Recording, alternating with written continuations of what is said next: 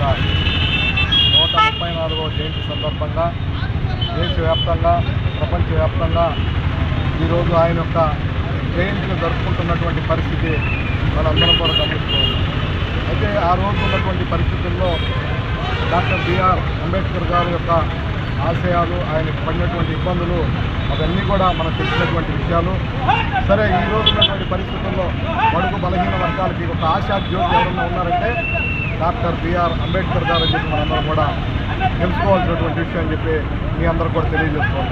అదేవిధంగా ఏదైతే రాజ్యాంగాన్ని పొందుపరిచే పరిస్థితుల్లో, రాజ్యాంగాన్ని తయారు చేసే పరిస్థితుల్లో అంబేద్కర్ గారు వారి టీము అనేక దేశాలు పర్యటించి ఆ దేశాల్లో ఉన్నటువంటి అనేక విషయాలు తెలుసుకొని అదేవిధంగా ఇక్కడ తోడీకి ఇచ్చి ఏవి తీసుకోవాలో అవి తీసుకొని రాజ్యాంగాన్ని తయారు చేసినటువంటి పరిస్థితి మనందరూ కూడా తెలుసు.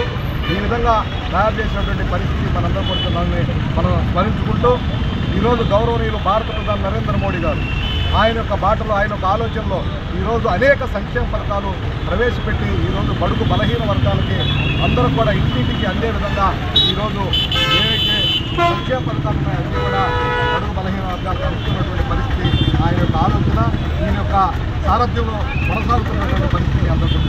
ఇకపోతే ఈరోజు కాంగ్రెస్ పార్టీ అంబేద్కర్ గురించి మాట్లాడే హక్కు కూడా లేదని భారతీయ జనతా పార్టీ తెలియజేస్తుంది. ఆ రోజు అంబేద్కర్ గారు పార్లమెంట్లో నిలబడితే ఆయన ఓడించినటువంటి పార్టీ కాంగ్రెస్ పార్టీ మనం అందరూ కూడా గుర్తుపెట్టుకోవాలి. ఆయన చిత్రపటాన్ని కూడా పార్లమెంట్లో పెట్టకుండా ఉన్నటువంటి పరిస్థితి గౌరవ ప్రధాని నరేంద్ర మోడీ గారు వచ్చిన తర్వాత పార్లమెంట్లో ఆయనతో ఫోటోలు పెట్టడం, అదేవిధంగా ఆయనకు భారత రత్న ఇవ్వడం, అనేక విధంగా ఈరోజు ఆయన స్మరించుకుంటూ నిన్న దేశవ్యాప్తంగా భారతీయ జనతా పార్టీ కార్యకర్తలు, నాయకులు అందరూ కూడా ముందు రోజు ఆయన యొక్క విగ్రహాలన్నీ కూడా పరిశుభ్రపరిచి అందరూ కూడా దీపాలు వెలిగించి పెద్ద ఎత్తున ఆయన ముందు రోజే ఒక పండుగ వాతావరణంలో జరుపుకుంటున్నటువంటి పరిస్థితి మీ అందరికీ కూడా తెలియజేస్తూ ఈ అవకాశం ఇచ్చినటువంటి పెద్దలందరూ కూడా ఒకసారి ధన్యవాదాలు. బిఆర్ అంబేద్కర్ గారి 134వ జయంతి సందర్భంగా భారతీయ జనతా పార్టీ దేశవ్యాప్తంగా ఈ యొక్క కార్యక్రమాన్ని నిర్వహిస్తున్న భాగంలో ఈరోజు కావలి నియోజకవర్గంలో కావలి పట్టణ కమిటీ తరఫున ఘనంగా జరుపుకోవడాన్ని భారతీయ జనతా పార్టీ రాష్ట్ర పార్టీ తరఫున నా తరఫున ఈ యొక్క కావలి నియోజకవర్గ పార్టీని అభినందిస్తూ ఈరోజు నిజమైన పండగ అందరికీ. వారు జన్మించినప్పుడు ఈ యొక్క నిమ్మ జాబు ఎవరైతే వెనుకబడిన వర్గాలు, ఎవరైతే ఏ కులాల నుంచి వారు వచ్చారో వారిని పూర్తిగా ఉంచుతూ రానితనము, అదేవిధంగా విద్యలో కానీ ఆర్థిక. ఈరోజు ఏప్రిల్ 14వ తారీఖున భారత రాజ్యాంగ నిర్మాత డాక్టర్ బిఆర్ అంబేద్కర్ గారి జయంతి ఉత్సవాన్ని భారతీయ జనతా పార్టీ కావలి పట్టణ శాఖ ఆధ్వర్యంలో డాక్టర్ బిఆర్ అంబేద్కర్ గారి విగ్రహానికి పుష్పాంజలి ఘటించి ఈరోజు భారతీయ జనతా పార్టీ ఆధ్వర్యంలో ఎంతో ఘనంగా వేడుకలు నిర్వహించుకుంటున్నాం. ఈ సందర్భంగా డాక్టర్ బిఆర్ అంబేద్కర్ భారత రాజ్యాంగ నిర్మాతగా ఎంతో రాజ్యాంగ చైర్మన్గా ఉండి 75 సంవత్సరాలు పూర్తయిన సందర్భంగా మనకి భారతదేశానికి స్వాతంత్రం వచ్చిన తర్వాత మనం లిఖిత రాజ్యాంగం, అలిఖిత రాజ్యాంగం ఉన్న సందర్భాల్లో మనం అందరం కూడా ఒక నిర్ణయానికి వచ్చి ఆయన చైర్మన్గా చేసుకొని మన భారత రాజ్యాంగాన్ని మనకు అనుగుణంగా, ప్రజలకు అనుగుణంగా స్వేచ్ఛ, స్వాతంత్ర్యం, సౌభ్రాతృత్వంతో సమానత్వం కలగా ఉండాలని మనం ఈ యొక్క రాజ్యాంగాన్ని ఎంతో పవిత్రంగా రాసుకోవడం జరిగింది. ఆనాటి నుంచి ఈనాటికి 75 సంవత్సరాలు పూర్తయిన సందర్భంలో భారత రాజ్యాంగాన్ని రాసిన డాక్టర్ బిఆర్ అంబేద్కర్ని 40 సంవత్సరాలు పరిపాలన చేసిన కాంగ్రెసు ఆయన్ని మరుగున పెట్టింది. రాజ్యాంగాన్ని ప్రజలకు తెలియకుండా, రాజ్యాంగ హక్కుల్ని ప్రజలకు తెలియకుండా, స్వేచ్ఛా స్వతంత్రాలు లేకుండా రాజ్యాంగాన్ని నడిపిన చరిత్ర కాంగ్రెస్ ప్రభుత్వాన్ని. అయితే గత 11 సంవత్సరాలుగా మన భారతీయ జనతా పార్టీ అధికారంలోకి వచ్చిన తర్వాత, నరేంద్ర మోడీ గారు ప్రధానమంత్రి అయిన తర్వాత భారత రాజ్యాంగంలో అనేక రకమైన మార్పులు చేస్తూ ప్రజలకు అనుగుణంగా భారత రాజ్యాంగాన్ని సరిదిద్దుకుంటూ డాక్టర్ బిఆర్ అంబేద్కర్ ఇచ్చిన ఆశయాలను కొనసాగిస్తూ ఆయన రాజ్యాంగంలో ఏదైతే పొందుపరిచారో ఎస్సీ ఎస్టీ బీసీల కోసం మైనారిటీల కోసం ఏ హక్కులైతే కల్పించారో వాటిని తూచా తప్పకుండా ఈనాటి ప్రధానమంత్రి నరేంద్ర మోడీ గారు అనేక రకాలైన సవరణ చేసుకుంటూ ఈ దేశాన్ని స్వేచ్ఛగా స్వతంత్రంగా ప్రజలందరికీ సంక్షేమ అభివృద్ధి పథకాలను ప్రజల్లోకి తీసుకెళ్లేదానికోసంగా అనేక రకాలుగా మనకి కల్పించడం జరిగింది. కాబట్టి ఈరోజు భారత రాజ్యాంగంలో ఏదైతే పొందుపరిచారో ఆ విషయాలన్నింటినీ కూడా మన ప్రధానమంత్రి మోడీ గారు అమలు చేస్తూ ఈ దేశాన్ని అభివృద్ధి దిశగా ముందుకు తీసుకెళ్తున్నాడు. దీనిలో భాగంగానే మోడీ గారు ఈ 11 సంవత్సరాల్లో అనేక రకాల అభివృద్ధి పొందించాడు.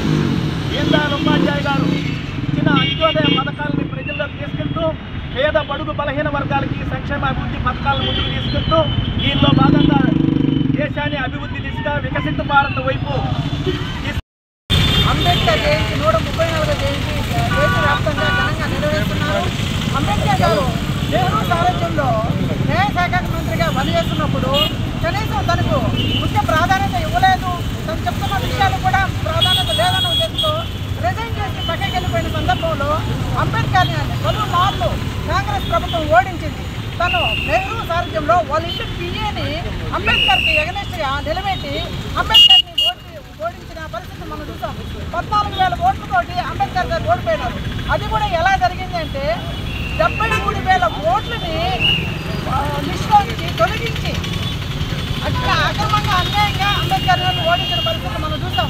తర్వాత అంబేద్కర్ గారు చనిపోయిన తర్వాత ఆయనకి స్పెషల్ ఫ్లైట్ కూడా ఇవ్వలేదు. ఫ్లైట్ ఇవ్వలేదు సరే కదా, మన పార్థివ దేహాన్ని తీసుకురావడం కోసం ఖర్చు పెట్టినటువంటి ఏదైతే డబ్బులు ఉన్నాయో ఆ బిల్లును కూడా వాళ్ళ భార్య అయినటువంటి తను బాధల్లో ఉన్నటువంటి తన భార్య చేత బిల్లు కట్టించిన ప్రభుత్వం కాంగ్రెస్ పార్టీ. ఆ రోజు నెహ్రూ సారథ్యంలో ప్రతి మన ఢిల్లీ గడ్డ మీద రాజీవ్ గాంధీ కనిపించినప్పుడు స్మృతివనం ఏర్పాటు చేశారు, ఇందిరాగాంధీకి ఏర్పాటు చేశారు, రాజీవ్ గాంధీకి ఏర్పాటు చేశారు, నెహ్రూ గాంధీకి ఏర్పాటు చేశారు. ఇంతమందికి ఏర్పాటు చేసిన కాంగ్రెస్ ప్రభుత్వం అంబేద్కర్ గారి కోసం ఒక సెంటు భూమి కూడా ఇవ్వలేదు.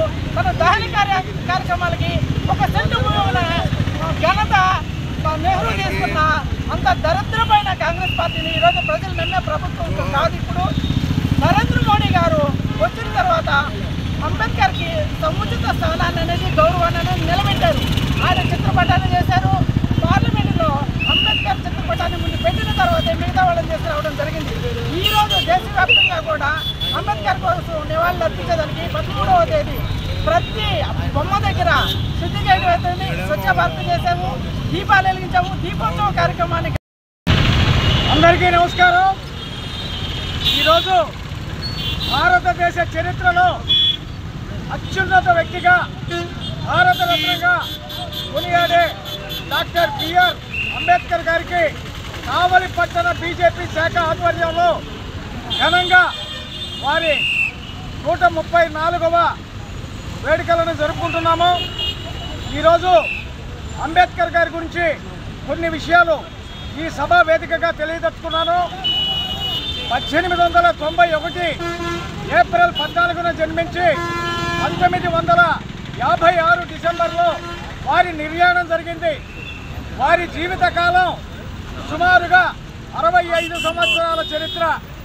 ఈ భారతదేశ చరిత్రలో మొట్టమొదట 64 సబ్జెక్టుల పైన మాస్టర్ డిగ్రీ సాధించిన ఏకైక వ్యక్తి మన డాక్టర్ బిఆర్ అంబేద్కర్ గారు.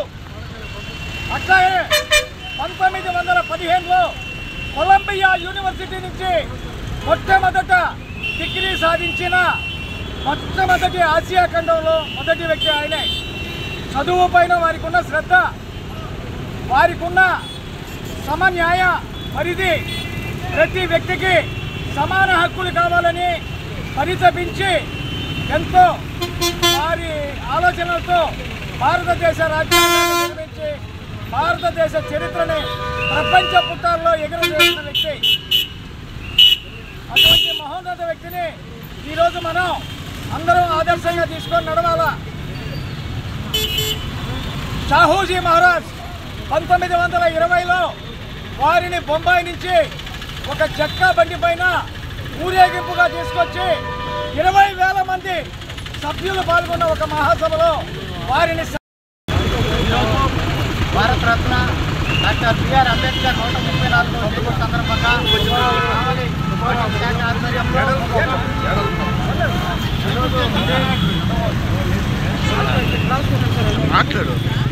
డాక్టర్ బిఆర్ అంబేద్కర్ విదేశాల్లో అత్యధికంగా డాక్టరేట్ పొందిన గొప్ప వ్యక్తి. భారతీయ జనతా పార్టీ డాక్టర్ బిఆర్ అంబేద్కర్ గారిని అన్ని విధాలా గౌరవించింది. ఆయన నడియాడిన 5 ప్రదేశాలని పంచతీర్థాలుగా డెవలప్ చేసింది. ఆయన జన్మించిన స్థానాన్ని మాహూలోని మధ్యప్రదేశ్లోని మాహూని మరియు దీక్షాస్థలం అయినటువంటి ఆయన బౌద్ధ మతం స్వీకరించినటువంటి నాగపూర్ని పర్యాటక కేంద్రాలుగా డెవలప్ చేసింది. లండన్లోని అతను నడియాడినటువంటి ఇంటి స్థలాన్ని కొనుగోలు చేసి దానిని శిక్షా భూమిగా డెవలప్ చేసింది.